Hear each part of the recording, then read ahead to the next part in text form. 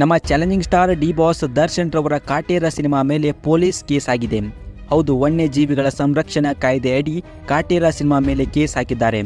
ಕಾಟೇರ ಸಿನಿಮಾದ ಟ್ರೈಲರ್ ಬಿಡುಗಡೆಯಾಗಿ 13 ಮಿಲಿಯನ್ಗೂ ಹೆಚ್ಚು ವ್ಯೂಸ್ ಪಡೆದುಕೊಂಡು ದಾಖಲೆ ಮಾಡುತ್ತಿದೆ. ಮೊನ್ನೆ ತಾನೇ ಕಾಟೇರ ಸಿನಿಮಾದ ಟ್ರೈಲರ್ ಬಿಡುಗಡೆಯಾಗಿದೆ. ಕಾಟೇರ ಸಿನಿಮಾದ ಟ್ರೈಲರ್ನಲ್ಲಿ ಒಂದು ಡೈಲಾಗ್ ಇತ್ತು, ವಿಷ ಇಲ್ಲದ ಹಾವುಗಳನ್ನು ಬಿಡಿ, ವಿಷ ಇರುವ ಹಾವುಗಳನ್ನ ಹೊಡೀರಿ ಅಂತ. ಈಗ ಇದೇ ಡೈಲಾಗ್ ಕಾಟೇರ ಸಿನಿಮಾಗೆ ಮುಳುವಾಗಿದೆ.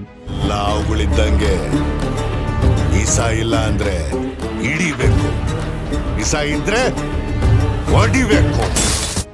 ಹಾವುಗಳನ್ನ ಹೊಡೆಯೋಕೆ ನೀವೇ ಪ್ರಚೋದನೆ ಮಾಡುತ್ತಿದ್ದೀರಿ ಎಂದು ಕಾಟೇರ ಸಿನಿಮಾ ಮೇಲೆ ವನ್ಯಜೀವಿ ಕಾಯ್ದೆಯವರು ಕೇಸ್ ಹಾಕಿದ್ದಾರೆ.